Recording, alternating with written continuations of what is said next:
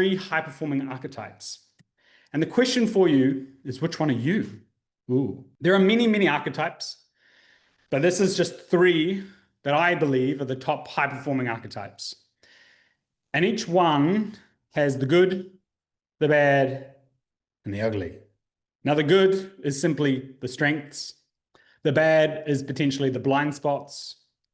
And the ugly is kind of what's really going on behind the curtain. As I'm going through these, I want you to really think like, is that me?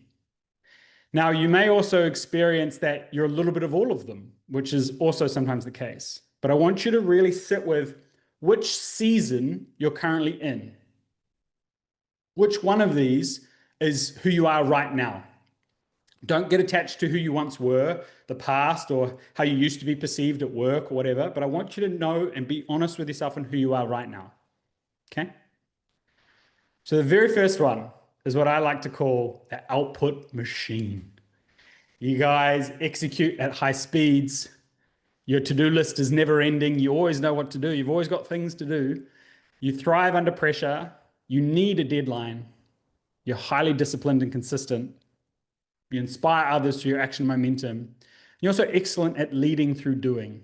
Like you can always count on you to start something, to invite that friend to that brunch, to book a call with someone to get the momentum going, to create the post that you just learned about, to finish that admin you've been putting off for so long, but you always eventually get it done. The bad. You can't stop. You're always doing, you're always pushing. Resting feels guilty. Hustling feels like control. And pausing feels like failure.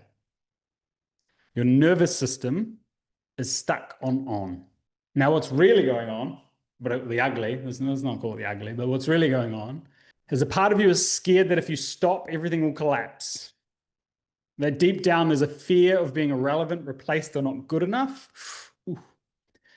Your value is tied to your output, and slowing down feels like disappearing.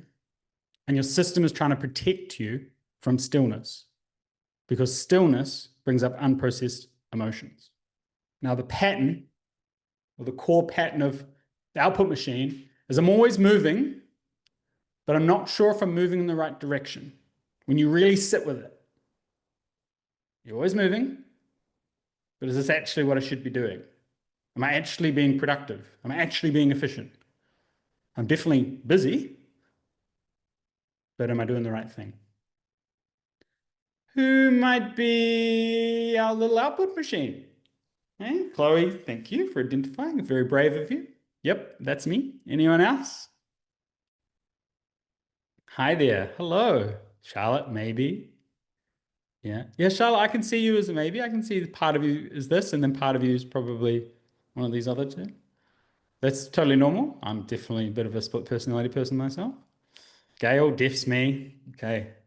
Now this is when it's going to get interesting, because I've still got 2 more to share. And I have a feeling you might also say, oh, fuck, that one's me as well. Oh, shit. Okay, that one's me as well. Now, the next one I call the idea oracle. You're visionary. You've got endless ideas. You're naturally creative and intuitive. You're quick to spot new trends and opportunities. You're inspired through possibility and big picture thinking. And you're great at starting new projects. You're just like, new thing, new thing, new thing, new business idea, new creative thing, new this, new that, new thing. Who resonates with this one? Is that Susanna? I know this is me already. JT, yep, this is me. New. All right. The idea oracle, the bad. You may lack a bit of follow through. Yeah, a little bit. Sometimes you don't quite get the thing done. A little bit of inconsistency. And you definitely fall for the shiny object. The ugly. There's a part of you that's afraid to commit. Staying in motion again, that constant fluidity, that new idea, that new thing, makes you feel safe. Your nervous system is scanning for threats through novelty and stimulation. That's how it's protecting itself. It's constantly numbing itself by getting new input all the time. And the story underneath it is I'll never get it right. So it's easy to keep running on to the next thing. I'll keep trying again, I keep trying again, I keep trying again. You don't trust yourself to follow through, so you hop on to the next thing before it gets too real. It's almost like the pressure can build up and you just go, oh, on to the next thing. Or a way one of my clients explained it to me was that he wakes up and the idea is there and it's amazing and he sprints on it. And then the next day he wakes up like it didn't exist. And it's just gone.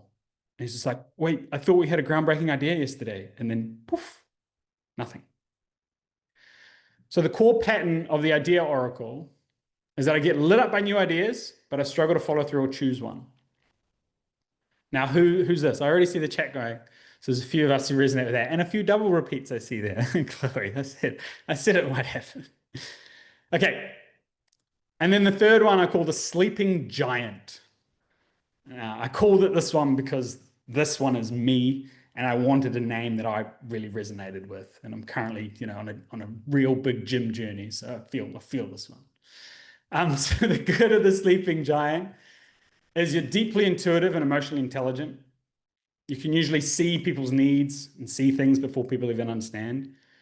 You hold a lot of, I didn't mean to call this untapped, the word worked. Untapped creative potential. It's like breaking the third wall, and saying the name of the movie, Untapped. You read people's energy with precision, like people, ideas quite quickly. Someone can tell you an idea and you just go, that's not going to work. Or that is going to work. That's genius. You should do that. You're sensitive to alignment and truth. And you have capacity to lead with wisdom when you're grounded. You may experience times where you're just a natural leader. Like for me and my family, I just lead my family. Me and my team, just lead the team. Me and my friend group, what do you want to do, D? I don't know. It's just, you choose your battles, So the bad of the sleeping giant is you feel overwhelmed.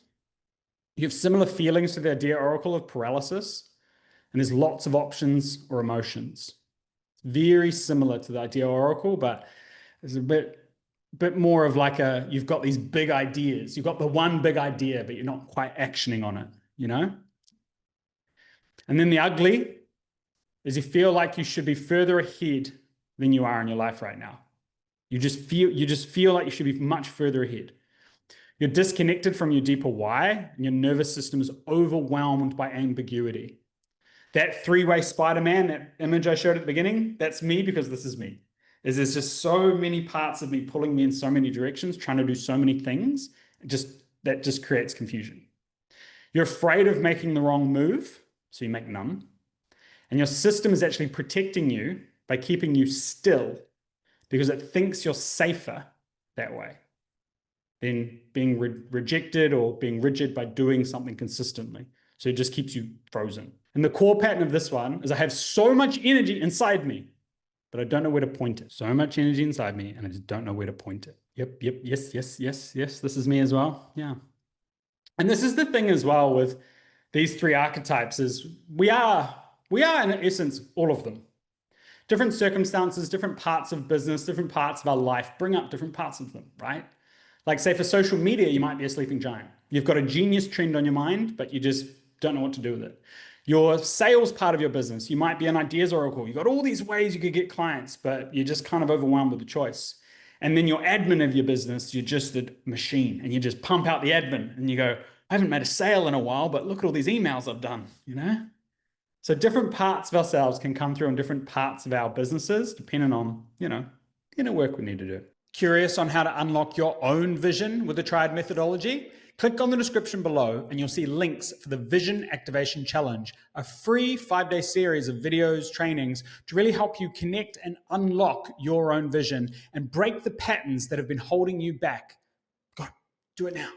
Love your work. D.